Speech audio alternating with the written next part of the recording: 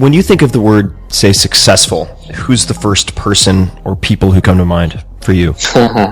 Yeah, it's an odd answer because most people think of someone as successful when they win the game, and it's whatever game they're playing, right? So if you're an athlete, you're going to think of successful as someone who is a top athlete and wins that game. Or if you're in business, then you're going to think Elon Musk or someone of that sort. Or in my mind, I would have answered that question a little differently a few years ago. I would have said Steve Jobs.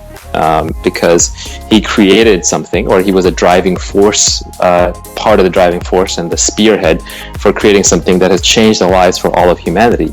And that's the iPhone. I think of Mark Andreessen as super successful, not because of his recent incarnation as a venture capitalist, which is an interesting one, but because of the incredible work that he did with Netscape. He commercialized the web browser. Satoshi Nakamoto is successful in the sense that he created Bitcoin, which is this incredible technological creation that will have repercussions for decades to come. So in the classic sense, I consider those creators and commercializers successful. And of course, Elon Musk, just because he changed everyone's viewpoint on what is possible with modern technology entrepreneurship. But that said, to me, the real winners are the ones who step out of the game entirely, who don't even play the game, who rise above it. And those are the people who have such internal mental and self-control and self-awareness that they need nothing from anybody else. So there are a couple of these characters that I know in my life. Some older gentlemen that I like to kind of learn from, and we mentioned our Polish friend earlier.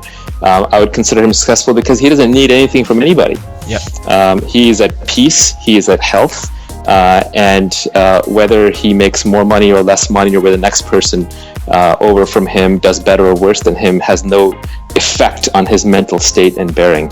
And historically, I would say that the legendary Buddha or Krishnamurti, whose stuff that I like reading, they are successful, quote unquote, in the sense that they step out of the game entirely. Winning or losing does not matter to them. There's some line that I read somewhere that all of man's troubles arise because he cannot sit in a room quietly by himself for half an hour. Right? And if you could literally just sit, if you could just sit for 30 minutes and be happy, you are successful. And I think that is a very powerful place to be, but very few of us get there.